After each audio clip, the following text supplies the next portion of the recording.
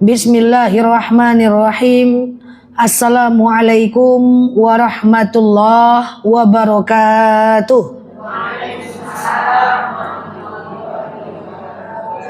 Alhamdulillahil wahidil qaharil azizil ghaffaril mukawwirul laili 'alan nahar tazkiratan li ulil qulubi wal absar tabsiratan li zawil albabi wal i'tibar.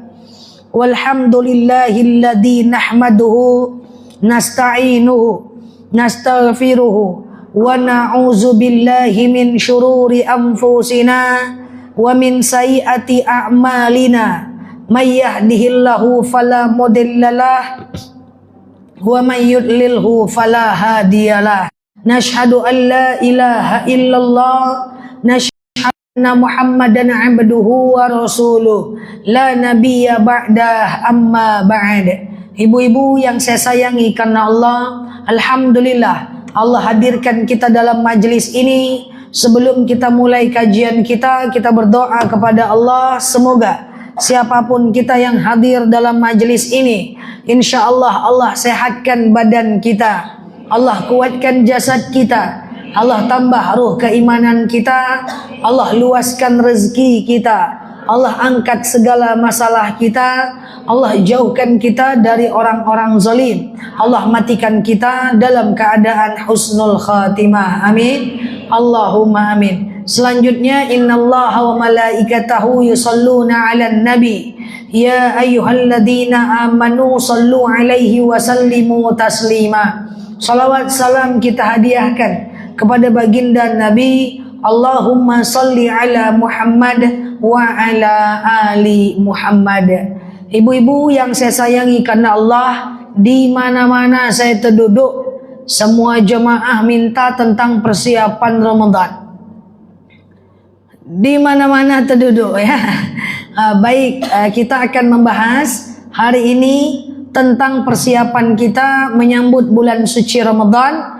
Karena kita nggak ketemu lagi menjelang Ramadan, saya tambah dengan yang paling penting yang selama ini jarang disampaikan secara detail adalah komposisi bulan Ramadan.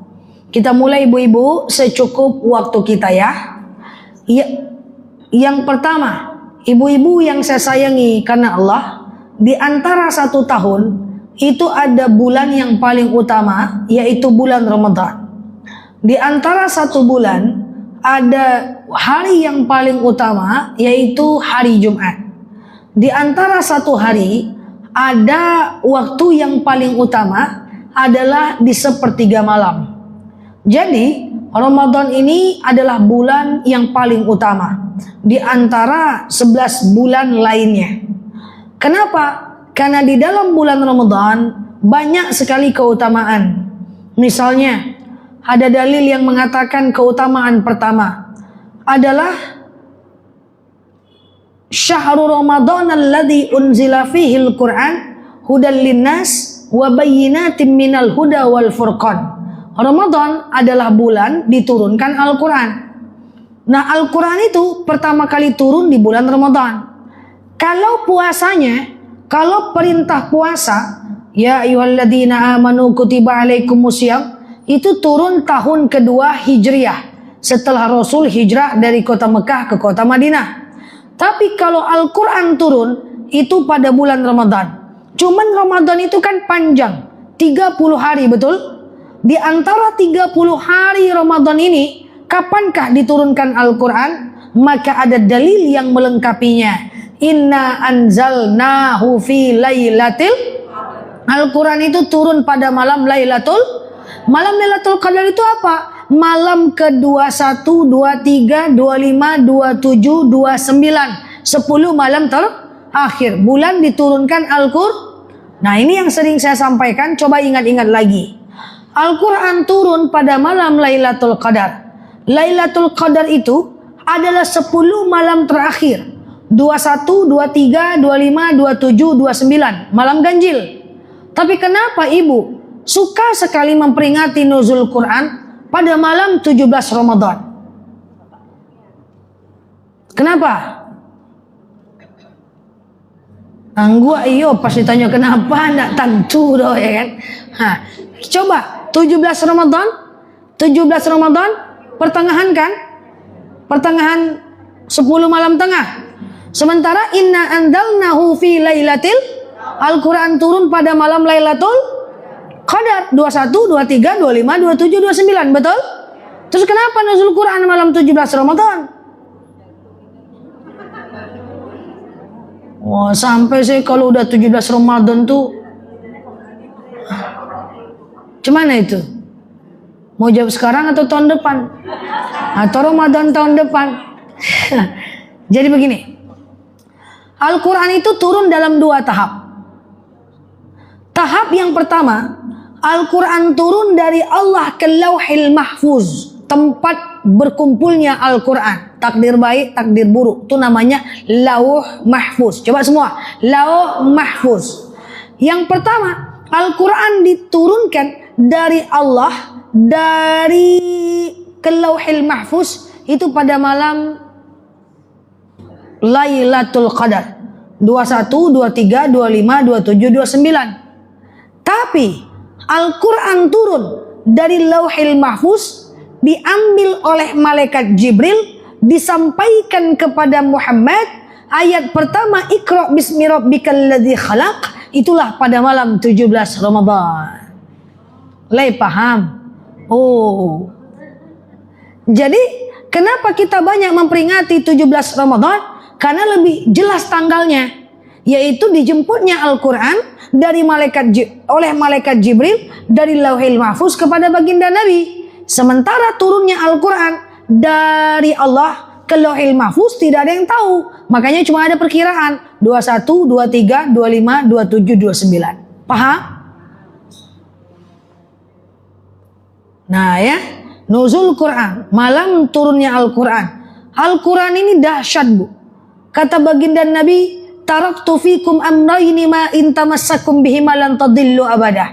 Kalau kalian ingin tak tersesat di dunia ini, maka Al-Quran dan Sunnah menjadi pemegangnya. Ibu-ibu yang saya sayangi karena Allah, Al-Quran itu bahasa wahyu. Al-Quran bukan bahasa Arabnya orang Arab. Kalau Al-Quran adalah bahasa Arabnya orang Arab, kenapa Umar bin Khattab pun gak ngerti arti Al-Quran pada masanya? Bahasa Arab Al-Quran beda dengan bahasa Arab orang Arab. Kalau bahasa Arab Quran sama dengan bahasa Arab orang Arab, maka orang Arab lebih mudah hafal Quran. Pada faktanya susah mereka ngafal Quran juga. Kalau bahasa Arabnya orang Arab adalah bahasa Al-Quran, musabaqah tilawatil Quran, pasti yang menang banyak orang Arab. Betul? Kenyataannya enggak. Lomba internasional kita sering menangnya orang Indonesia. Kalau bahasa Arab Quran adalah bahasa Arabnya orang Arab, maka orang Arab nggak perlu belajar Quran lagi. Tapi kenyataannya mereka juga butuh waktu untuk belajar Quran. Bahkan kalau ibu mau perhatikan, tidak ada data statistiknya. Ibu boleh beradu dengan asli, mereka juga bingung baca Quran. Karena baca Qurannya Arab beda dengan baca Qurannya wahyu. Sampai sini paham? Kok tercengang-cengang aja nih? Paham dah? Oke, itu pertama, Bu. Yang kedua, Quran itu luar biasa, Bu. Nggak tahu kita artinya, mudah kita belajarnya, mudah kita menghafalnya. Coba, kitab agama lain tidak bermaksud mendiskreditkan agama lain. Kalau ustadz mereka ceramah, itu selalu rata-rata bawa kitab, betul? Tapi coba Al-Quran, nggak masuk akal, Bu. Artinya nggak tahu, bacanya aja susah, tapi kok mudah dihafal. Kenapa anak SD bisa hafal Quran? Kenapa anak pesantren gampang baca Quran? Kenapa anak-anak sekolah gampang menghafal Quran? Padahal sesuatu yang kita hafal, biasanya yang kita ngerti, betul? Ini nggak ngerti, tapi kok hafal? Anak SD hafal juz 20, anak SMP hafal 30 juz, 2 tahun bisa khatam menghafal Quran. Di tempat saya 6 bulan, anak SMA banyak 30 juz khatam hafal Quran. Kenapa semudah itu? Karena inna nahnu nazzalna dzikra wa inna lahu lahafizun. Allah berjanji, aku akan menjaganya, kami yang menciptakan dan kamilah yang menjaganya. Di mana Allah jaga? Di hafalan para hufaz dan hufazohnya. Maka andaikan seluruh Quran itu dimusnahkan di muka bumi ini, maka Quran akan tetap hidup di kepala para hufaz dan hufazohnya. Masya Allah. Jadi itu Al-Quran dahsyat. Yang ketiga, apa? Pertama, bahasa Arab Quran gak sama dengan bahasa Arabnya orang Arab. Jelas itu bahasanya Allah. Orang yang ngerti bahasa Arab pasti dia lebih mudah mengartikan hadis dibanding mengartikan Al-Quran. Kalau Quran itu bahasa Arabnya orang Arab, waktu Rasulullah dikasih wahyu, Iqra bismi rabbikal ladzi khalaq. Apa kata baginda Nabi? Ma ana biqori. Apa itu yang aku baca? Nggak ngerti aku. Loh, kan Nabi orang Arab, harusnya ngerti, betul ya? Jadi bahasa Arabnya Quran tidak sama dengan bahasa Arabnya orang Arab. Yang kedua, bahwa Al-Quran bukti dia wahyu Allah adalah kita itu nggak ngerti, tapi kita mudah menghafalnya. Anak SD bisa ngafal, padahal nggak ngerti, nggak masuk akal. Karena itu janji Allah untuk membuat kita itu bisa menjaga Al-Quran. Dan yang ketiga, ibu-ibu yang saya sayangi karena Allah, dahsyatnya Al-Quran, penelitiannya jelas. Orang yang rajin baca Quran berpengaruh ke hatinya tenang. Itu data empiris.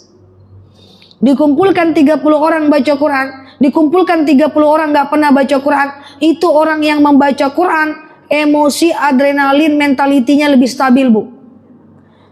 Karena illa alaihi musakinah. Kalau kita baca Quran hati kita tenang, gak masuk akal, gak masuk akal. Kok bisa baca Quran hati tenang? Tapi itu kata Allah, itu kata hadis. Ala bidzikrillahi tatma'innal qulub. Dengan zikir hati menjadi tenang.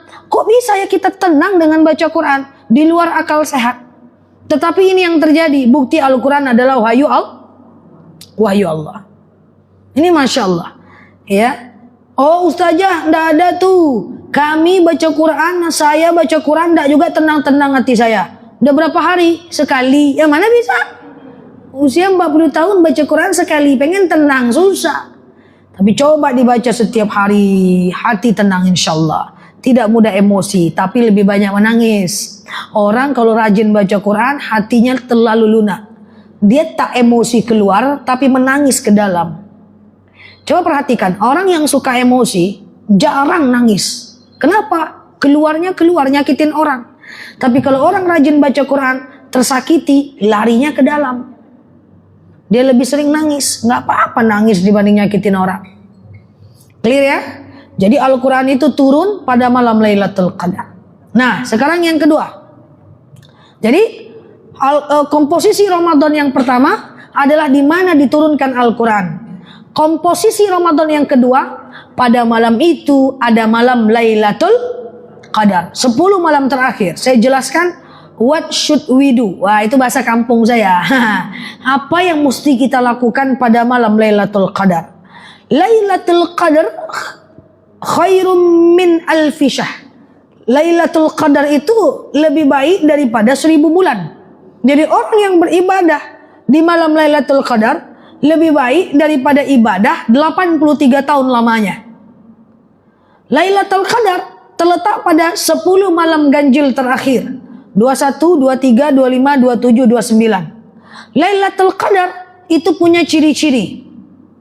Pertama, malam itu tak turun hujan. Pertama tadi ciri-cirinya apa? Terletak pada malam ganjil. 21, 23, 25, 27, 29. Clear? Yang kedua, pada malam itu tidak turun hujan. Jadi kalau malam 23 hujan berarti bukan Lailatul Qadar. Yang ketiga, besok paginya matahari tidak terlalu panas, tidak terlalu terik. Kenapa? Karena besok paginya malaikat kembali. Karena pada malam Lailatul Qadar malaikat turun ke permukaan bumi. Satu malaikat ada 7.000 sayap. 7.000 sayap itu akan menetralisir udara yang ada di bumi. Dan besoknya mereka kembali ke langit sehingga cahaya matahari ditutupi oleh sayap malaikat. Yang ketiga, pada malam itu tak terlalu panas dan tidak terlalu dingin. Karena sayap malaikat menetralisirnya. Dan malaikat turun ke permukaan bumi diutus oleh Allah Azza wa Jalla ngapain? Mendoakan semua orang yang beribadah pada malam Lailatul Qadar. Apa kata malaikat? Allahumma arhamhum, ya Allah cintai mereka ya Allah. Allahumma fillahum, ya Allah ampuni dosa mereka ya Allah. Allahumma tub alaihim, ya Allah terimalah taubat mereka. Tak turun hujan, malam itu sejuk, tak panas tak dingin. Besok paginya rada-rada mendung dan air laut terasa hambar. Tapi janganlah ibu pergi ke Dumai. Ngapa ke Dumai? Rasa air laut, ibadah aja lah betul-betul di sini. Air laut terasa hambar. Ini Masya Allah. Maka malam Lailatul Qadar itu ibaratnya itu kalau ibu belanja di Matahari ada promo, kan bagageh ibu kan. Promo, bareh murah, beras murah, pasar kaget, begegas-gegas mau belanja. Bisa nggak datang pengajian? Kenapa pengajian sepi? Ada beras murah ada di pasar kaget saja. Nggak datang pengajian misalnya karena beras murah. Padahal Lailatul Qadar itu promo daripada Allah Azza wa Jalla. Saya udah jelaskan ciri-cirinya. Saya jelaskan apa yang mesti kita lakukan di malam itu. Maka sebelumnya saya berpesan, Bu, kalau mau jadi orang beriman, wanita solehah, wanita idaman, calon ahli surga, masjid, datang taraweh, ibadah sampai ke ujung, Bu. Jangan 10 hari pertama aja masjid ramai, 10 hari kedua mulai ciut, 10 hari 3 macam ekor tikus. Ini tanda dakwah tidak menyebar. Padahal kalau kita mau tahu nih, kalau kita misalnya macam umroh lah di bulan Ramadan, semua kita tahu makin ke ujung makin ramai Masjidil Haram. Karena di ujung itu ada malam Lailatul Qadar.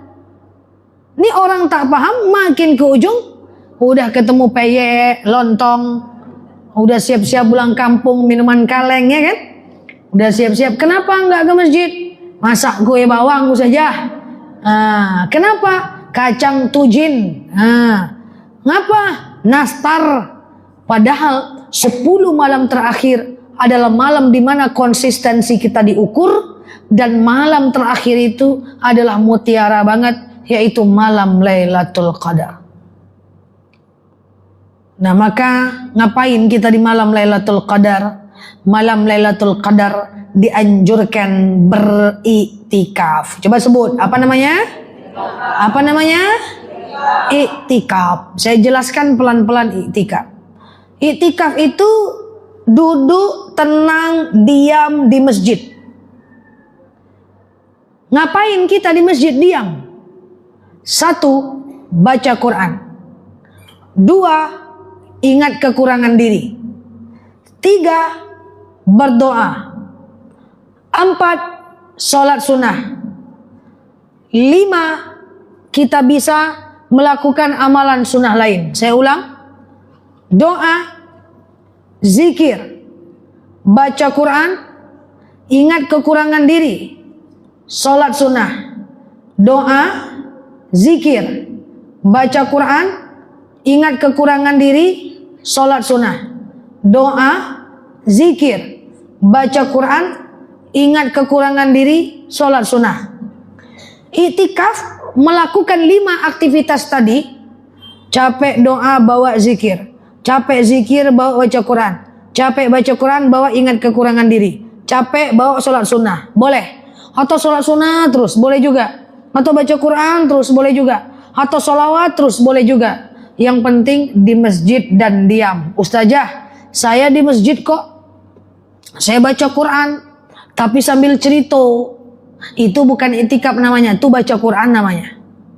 Ustazah, saya zikir kok di masjid tapi sambil scroll TikTok. Itu zikir namanya, bukan iktikaf namanya. Kalau iktikaf itu harus diam dan fokus.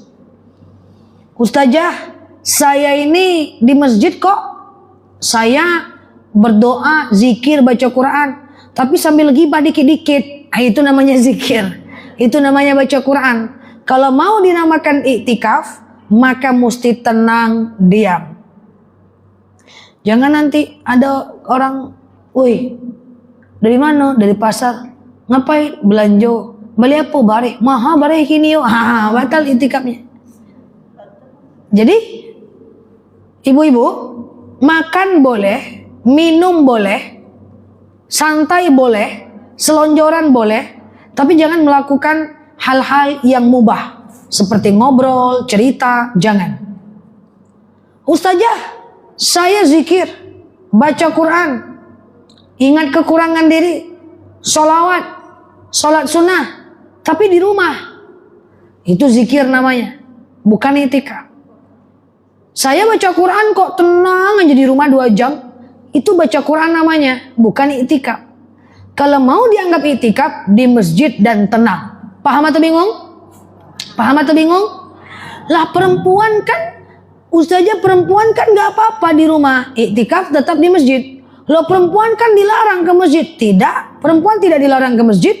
Iza sta'zana nisa'akum fil lail ilal masjid fa'dhu lahun. Jika istri kalian meminta izin ke masjid, maka izinkanlah dia.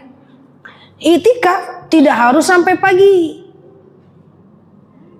Ini itikaf dari habis tarawih tak pulang-pulang sampai pagi, sampai sahur. Itikaf itu bisa 30 menit, 40 menit, 2 jam. Tidak harus sampai pagi. Habis tarawih, ibu duduk di ujung pojokan. Kalau ada kawan habis sholat witir, assalamualaikum warahmatullah, assalamualaikum warahmatullah, habis witir, lalu dia salam-salaman sama ibu, dia ambil sejadah, dia taruh di ujung, dia diam sendiri sambil baca Quran, jangan disapa-sapa terus. Woi, pulanglah woi. Nanti dijawabnya, tunggulah dulu, rajin gini yo, ba'alolai. Ada cerita dia jadinya bu. Jadi masjid ini bukan untuk tegur-tegur sapa. Kalau ada orang diem, tenang, di sudut, jangan kutiak-kutiak dia. Dia lagi itikaf. Nah ini keluhan orang yang sedang itikaf. Kadang-kadang kita diajak ngobrol saja, buat stiker itikaf, bray. Iya kan? Hah?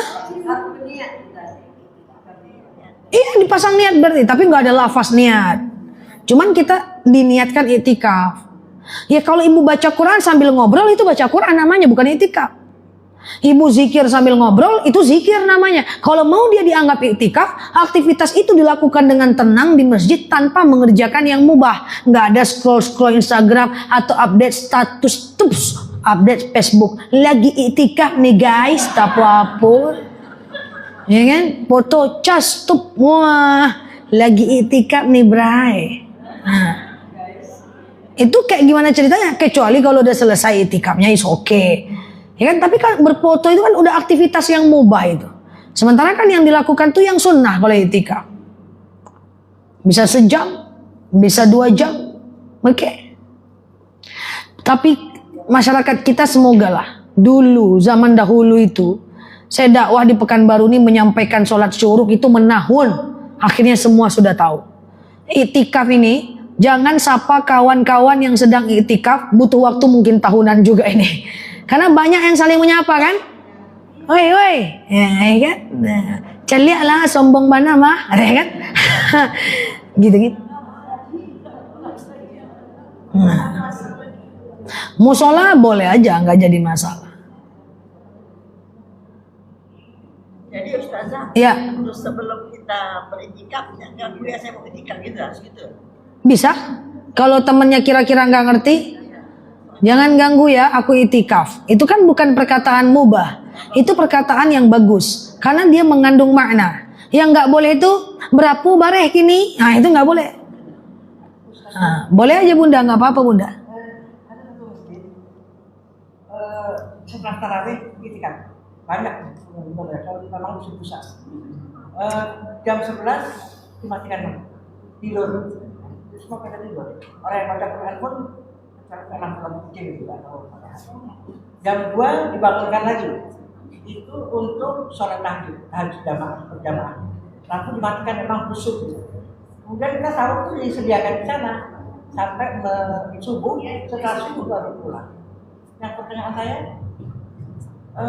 maksudnya supaya tertib jam 9 itu kan suruh tidur semua karena persiapan untuk tahajud. untuk tahajud gitu. Itu gimana? Boleh. Habis tarawih iktikaf, satu di sana, satu di sana, satu di sana, satu di sana, di sana gitu ya.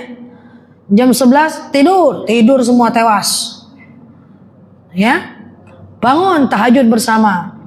Sahur bersama. Nggak apa-apa, bagus saja. Bagus, Bu. Ikutilah itu. Kalau ibu tahu masjidnya pergi. Cuman efeknya ndak pulang sampai pagi barang tuh dah. Itu bisanya kalau yang ndak ada lagi bebek bisa. Bunda bisa tuh bunda, gas lah bunda. Yang udah expired tuh gas lah ya kan. Nah, ini kadang-kadang salah paham. Suami-suami nelpon saya karena ceramah ustazah, istri saya ndak pulang-pulang. Apa hubungan sama saya? Ustazah suruh itikaf. Lah kan saya udah bilang itikaf itu nggak harus sampai pagi, sejam boleh, 2 jam boleh. Tapi istri saya kekeh bilang sampai pagi. Mungkin waktu saya sampaikan itu ke toilet dia pak, saya kan nggak pulang-pulangnya bu. Jadi kayak gitu boleh, ya boleh aja. Terutama yang udah expired tuh boleh.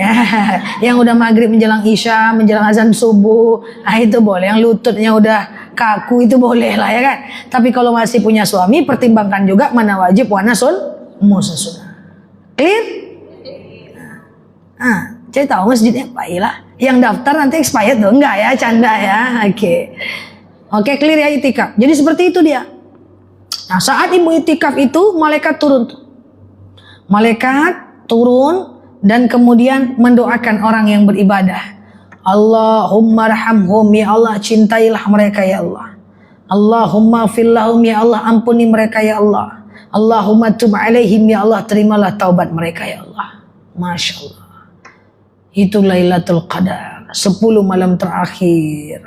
Jangan sibuk dengan peyek juga lagi. Iktikaflah, masjid dekat sini, rumah rapat, tinggal datang ke masjid. Masjid bagus, pakai AC, terang menderang. Iktikaflah 30 menit, 10 menit, 10 menit, 15 menit. Tapi terlalu sebentar karena aktivitasnya bisa 5. Kalau ibu pergi ke Aqsa, ke Palestina, habis sholat salam kanan salam kiri, begageh keluar, pistol nungguin kita di luar supaya cepat keluar masjid. Kita di sini bisa sampai pagi di masjid, bisa belajar. Kalau kita pergi macam ke negara-negara perang itu, setiap titik ada CCTV. Assalamualaikum, assalamualaikum, tidak boleh banyak cerita, banyak zikir, dianggap teroris kita. Berangkat cepet-cepet macam mana ayam keluar masjid. Padahal masjid-masjid kita. Sementara kita di Pekanbaru di Indonesia ini luar biasa. Masjid rata-rata pakai AC. Buka rata-rata banyak. Ya terang menderang. Majelis taklim kita enak. Tempat lain mana bisa majelis taklim? Kumpul aja. Udah dicurigai. Mau masuk masjid kita sendiri ke Aqsa tuh? Bawa duit tak boleh? Bayangkan sedihnya tuh. Bawa duit untuk sedekah nggak boleh ke Masjid Aqsa. Bawa duit, pulang ke hotel. Satu yang bawa, semua suruh pulang ke hotel. Taruh duit tak boleh ke Masjid Aqsa. Pas perang kemarin saya di Aqsa. Waktu rumah sakit Islam terbakar saya lagi di sana itu. Waktu rumah sakit Indonesia terbakar. Saya lagi di sana itu. Itu di masjid tak boleh bawa duit, mau sedekah banyak pun duit kayak mana mau sedekah di Aqsa. Karena dia takut itu sedekah untuk Gaza. Ada jemaah bawa, suruh pulang, kaki kepocongan, balik pula dulu berjalan. Tak boleh bawa duit. Kita sedekah sini bawa duit banyak boleh. Baru salam kanan, salam kiri sekejap harus keluar.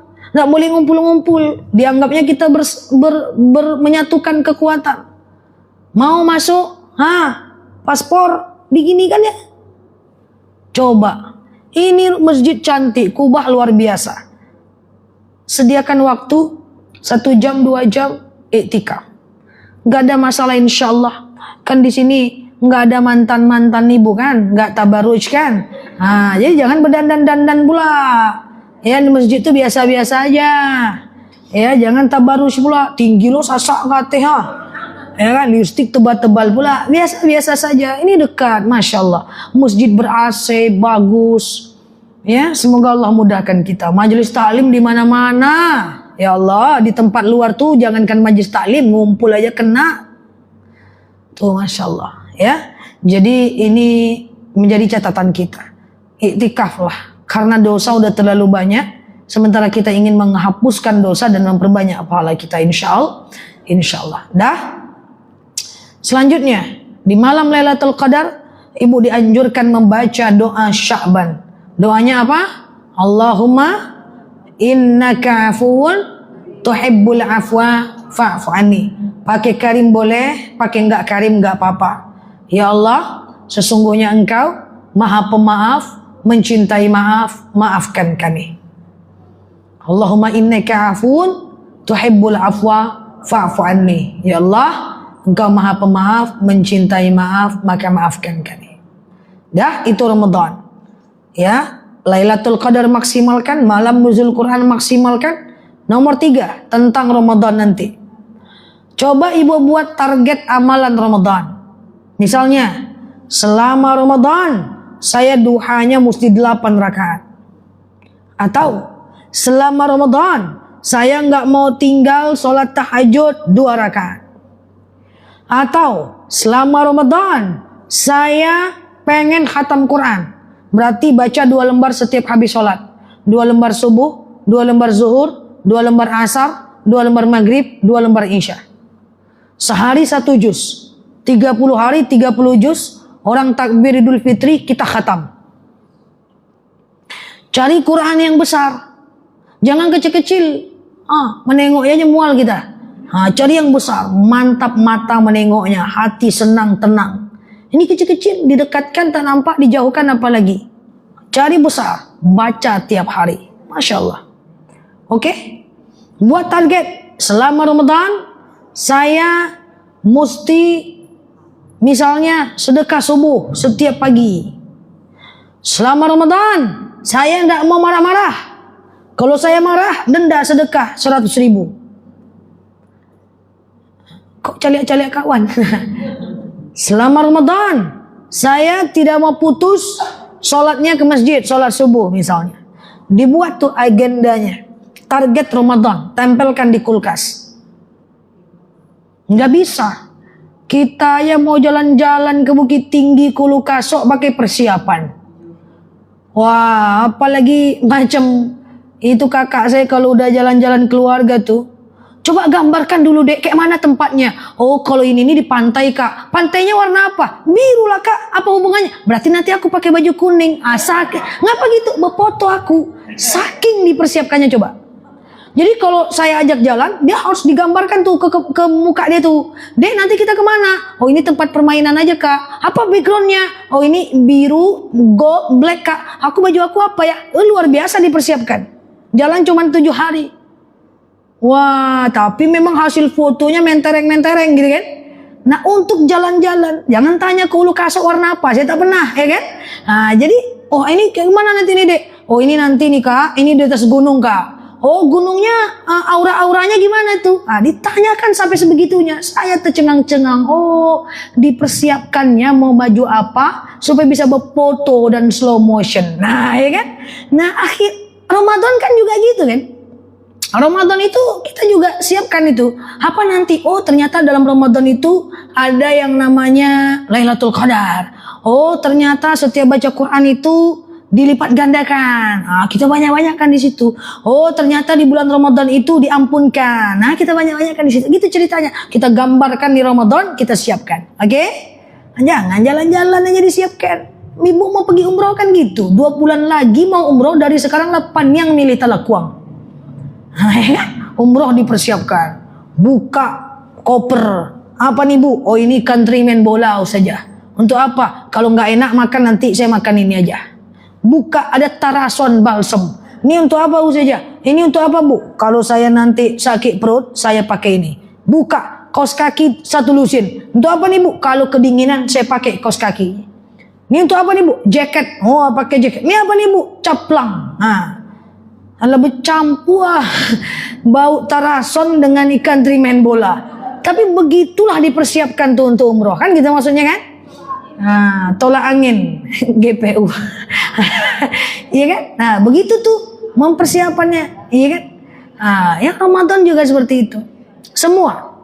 Makanya ketika masuk bulan Rajab, saya udah gembar-gembor. Rojab itu banyak puasa. Persiapkan, walaupun masih 2 hari lagi. Ayo Rojab bacanya ini. Banyak istighfar Rojab. Bulan Sya'ban, saya udah heboh. Bulan Sya'ban, banyak puasa sunnah. Ganti puasanya. Baca doa Sya'ban. Siapkan puasa nisfu Sya'ban. Udah mulai jalan Ramadan. Yuk, heboh kita. Kenapa? Karena kita ingin kita mempersiapkannya. Clear? Clear ya? Sikit lagi Bu. Nggak usah panjang-panjang kali Bu. Lupa pula kaji itu nanti. Ini adalah tanggal 9. Nanti tanggal 13 Sya'ban, 13 Februari itu malam nisfu Sya'ban. Iya dong. 13 Februari. 7. Berapa hari lagi? 5 hari lagi ya? Kamis malam Jumat. Itu adalah malam nisfu Sya'ban. Malam nisfu Sya'ban itu ada amalan yang afdol yang ibu lakukan. Pertama, disunnahkan baca Yasin 3 kali. Maghrib menjelang Isya boleh disambung habis Isya.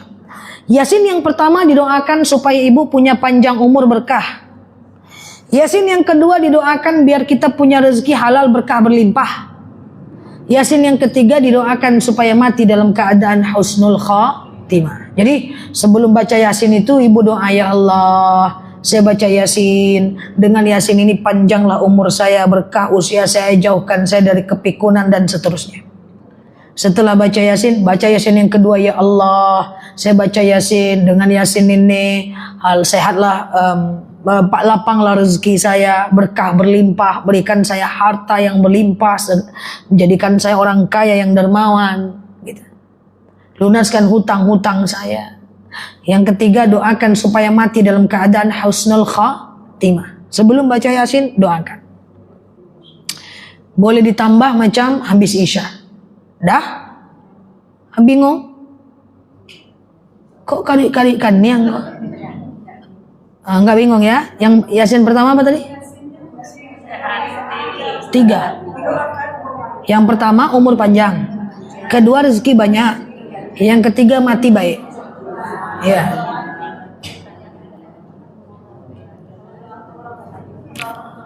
Boleh tambah wasilah untuk yang lain, boleh.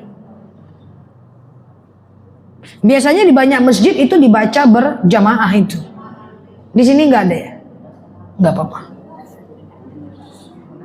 Nah, kemudian selanjutnya besoknya itu puasa nisfu Sya'ban. Hari Jumat. Sengaja aku puasa nisfu Sya'ban sunnah atasku karena Allah. Ini apa? Boleh hari Jumat aja puasa. Boleh Jumat aja puasa ya. Ini saya jelasin. Jadi hari Jumat puasa nisfu sengaja aku puasa nisfu Sya'ban 2 rakaat. Sengaja aku puasa nisfu Sya'ban sunnah atasku karena Allah. Rakaat pula. Sengaja aku puasa nisfu Sya'ban sunnah atasku karena Allah. Kalau nggak sahur gimana? Nggak sahur nggak apa-apa. Cuman sayang kalau kita nggak sahur. Kemudian selanjutnya nisfu Sya'ban itu kan hari Jumat. Sementara kita tidak dianjurkan puasa Jumat sendiri, kecuali Daud dan puasa qadha. Betul? Maka hari Jumat itu adalah 15 Sya'ban. Maka itu udah kena yaumul bid. Jadi caranya begini. Rabu niatkan yaumul bid, Kamis niatkan yaumul bid, dan kemudian Jumat niatkan nisfu Sya'ban. Gandengkan dengan Kamis. Saya nggak mau yaumul bid, saya maunya nisfu Sya'ban aja. Boleh. Tapi gandengkan dengan hari Sabtu minimal puasa qadha.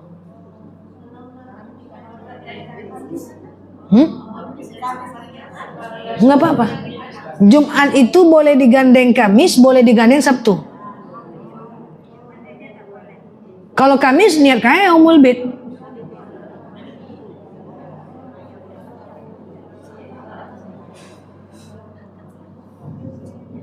Paham? Bingung, Bu? Coba. Nisfu Sya'ban itu kan hari Jumat, betul? puasa sendiri di hari Jumat itu tidak dianjurkan. Karena puasa di hari Jumat sendiri tidak dianjurkan karena hari Jumat itu lebaran mingguannya orang Islam. Kan ada beberapa puasa yang tidak dianjurkan. Beberapa yang tidak bisa kita pakai di waktu untuk berpuasa. 1 Idul Fitri, 2 Idul Adha, 3 hari tasyrik, haram berpuasa. 4 sehari menjelang Ramadan, haram juga. 30 Sya'ban. 5 Jumat sendiri, Sabtu sendiri itu nggak boleh. Kecuali puasa Daud dan puasa Qadha. Jadi tidak dianjurkan Jumat itu berdiri sendiri, paham nggak? Jadi kebetulan Jumat itu adalah nisfu Sya'ban, kalau bisa jangan dibiarkan dia sendiri, digandeng dengan Kamisnya.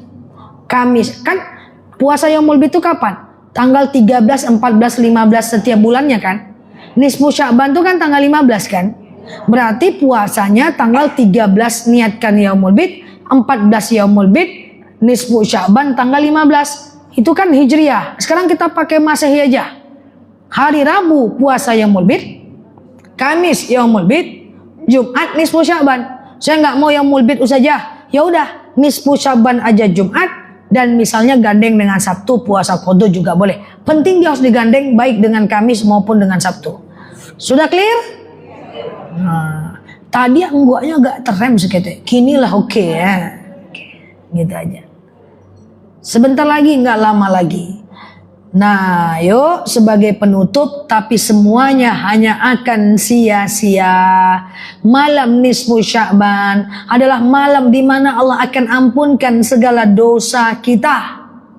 Baca Yasin tadi 3 kali, banyak istighfar, Allah akan ampunkan dosa kita. Kecuali dosa orang yang bermusuhan. Jadi di hari menjelang nisfu Sya'ban jangan berkelahi-kelahi lema. Minta maaf kalau kita salah, maafkan kalau orang lain salah. Sampai di rumah nanti ambil pena, ambil kertas, catat nama-nama orang yang pernah kita sakiti, yang pernah kita ghibahkan. Minta maaf lahir dan batin. Waktu ibu cuman sampai 13 Februari. Marah saya, Mak. Ya, minta maaf. Karena kalau enggak jadi diampunkan dosa-dosa kita. Oke? Demikian dari saya. Wallahu a'lam bishawab. Ala hazihi niyah al-Fatihah.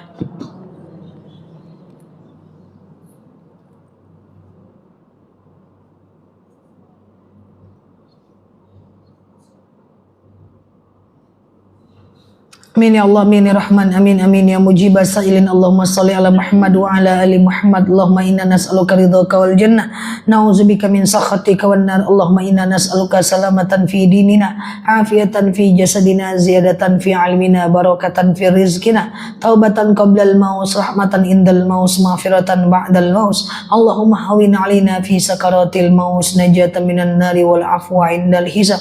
Allahumma antas salam minkas salam wa ilaika ya'udus salam. Hayna rabbana bisalam wa dakhilnal jannata darussalam tabarakta rabbana wa ta'alaita ya hazal jalali wal ikram. Allahumma inna na'udzubika minal hammi wal hazan, na'udzubika minal ajzi wal kasal, na'udzubika minal jubni wal bukhli, na'udzubika min ghalabati dini wa qahar rijal. Allahumma yassir alaina umurana wa la tu'assir alaina umurana ya rabbal alamin. Allahumma khususan ila arwahi abaina wa ila arwahi ummahatina wa ila arwahi kulli muslimina wal muslimat. Allahumma ja'al qabrahum rawdatan min riyadil jannah wa la taj'al qabrahum huratan min hubarin niran. Allahumma stajib du'ana ya Allah, stajib du'ana ya Rahman ya Rahim ya mujibas sa'ilin. Allahumma salli ala Muhammad wa ala ali Muhammad. Subhana rabbika rabbil izzati amma yasifun, salamun alal mursalin, alhamdulillahi rabbil alamin. Wallahu a'lam bishawab. Assalamualaikum warahmatullahi wabarakatuh.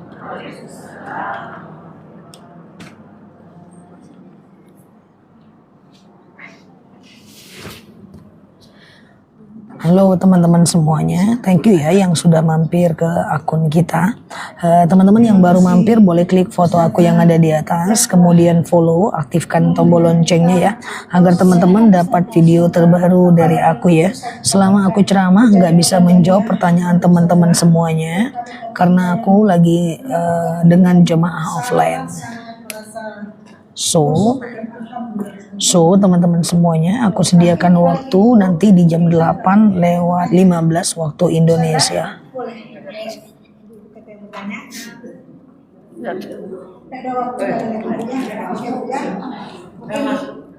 Soal turunnya wahyu. Kalau boleh. Mungkin kalau Oh ya. waktu kita sudah gitu ya, mungkin di lain waktu. Teman-teman thank you ya yang sudah tap-tap layar, yang udah nge-give, yang udah komen, yang sudah hadir di kanal aku saat saat ceramah. Aku nggak bisa jawab pertanyaan teman-teman semuanya. Insya Allah kita ketemu di nanti malam di jam 8:15 waktu Indonesia Barat. Kita ngobrol santai di sana ya. Oke, saya selalu ya, dan yang baru mampir nanti rekaman daripada video ini akan aku tampilkan di channel YouTube-nya aku ya. Saya Mbak Memi, Mbak Juwita, dan thank you untuk seluruh follower barunya aku. Semoga betah ya belajar di akun ini, dan salam takzim buat teman-teman yang sudah lama mampir di akun ini ya. Oke, kita tutup dulu ya teman-teman ya. Sampai ketemu di nanti malam jam 8:15 waktu Indonesia Barat. Thank you yang sudah tap layar, yang udah nge-give, yang udah komen. Kita tutup dulu ya. Subhanakallahumma wa bihamdika nasyhadu alla ilaha illa anta nastaghfiruka wa natubu ilaik. Nah, lalu di sini sampai paham. Assalamualaikum warahmatullahi wabarakatuh. Bye bye. Thank you ya guys. Sampai ketemu ya nanti malam ya. Oke. Thank you ya. Aku tutup dulu ya guys. Oke, siap ya. Thank you ya. Bye bye. Kasih ya. Kasih ya.